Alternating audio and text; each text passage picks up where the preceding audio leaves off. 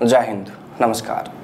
जिस अग्निपथ योजना को शुरू करने के बाद बड़ी बड़ी बातें की जा रही थी, सरकार के नेता मंत्री और कुछ अधिकारी इसके फायदे गिनाते नहीं थक रहे थे।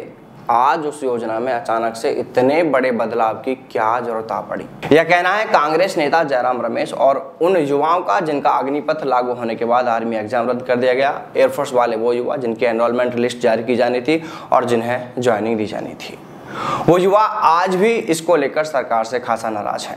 उनका कहना है कि उस वक्त युवा इस योजना में बदलाव किए जाने के लिए मिन्नतें कर करके थक गए।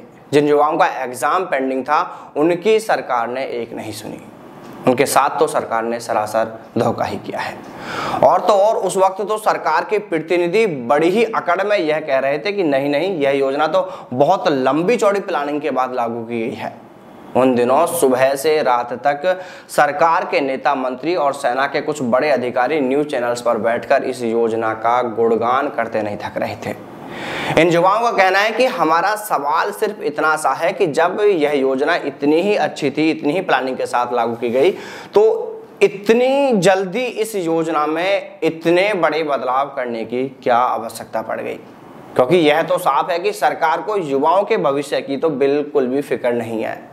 अगर युवाओं के लिए सोचना ही था तो उस वक्त सोचते जब युवा ये अपनी मांगों के लिए, अपने हक की मांगों के लिए सड़कों पर रो रहे थे, युवा सुसाइड कर रहे थे, लेकिन उस वक्त किसी ने नहीं सोचा।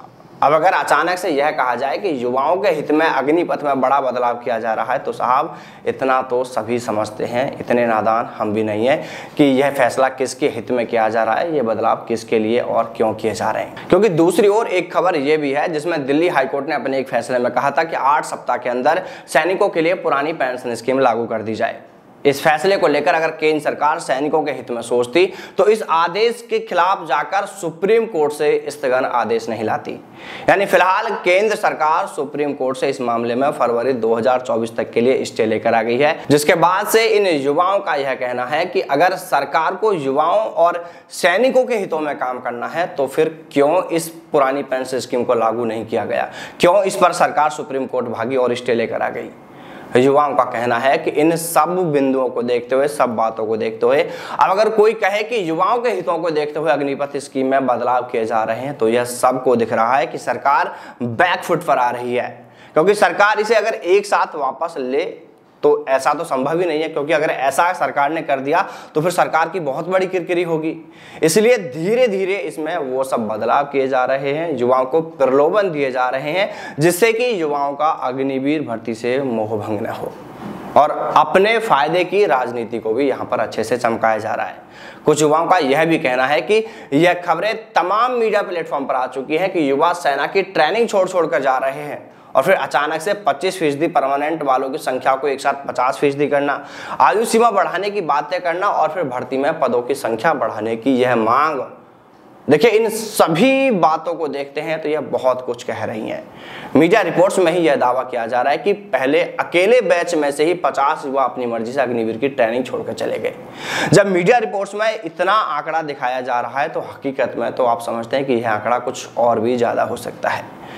देखिए, सेना नहीं चाहती कि युवाओं का नुकसान हो या सेना किसी भी तरह कमजोर हो, लेकिन सरकार की मनमानी के चलते युवाओं के साथ ऐसा किया गया है, उनके सपनों को तोड़ा गया है, यह युवाओं का कहना है।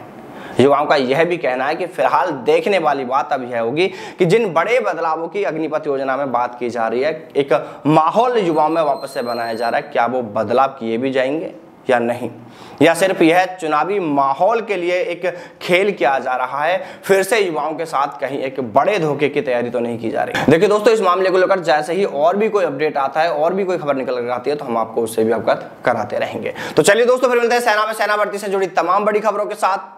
तब तक सावधान रहें, दलालों से दूर रहें, अपना और अपनों का ख्याल रखिएगा।